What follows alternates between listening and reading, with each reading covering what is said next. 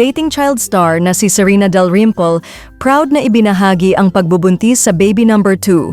Isang nakakakilig na balita ang ibinahagi ng dating child star na si Serena Dalrymple sa kanyang ika-35 kaarawan.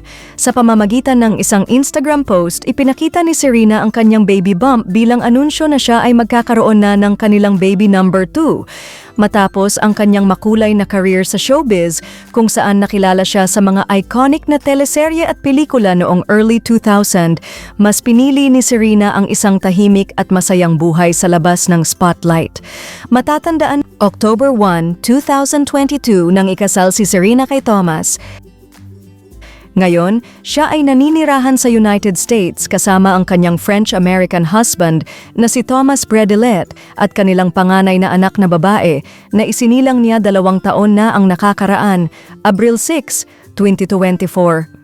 Sa kanyang post, ibinahagi ni Serena ang caption na "Halfway through my 30s and halfway through baby girl number 2." Isang simpleng mensahe, ngunit puno ng pagmamahal at excitement para sa bagong yugto ng kanilang pamilya. Masayang-masaya ang mga fans at supporters ni Serena na makita siyang kontento at fulfilled sa kanyang buhay ngayon bilang isang asawa at ina. Marami rin ang bumati at nagpaabot ng congratulatory messages para sa kanyang bagong blessing.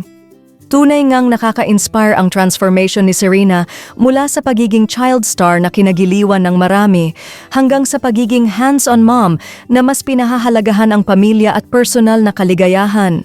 Congratulations Serena Dalrymple sa bagong biyayang parating!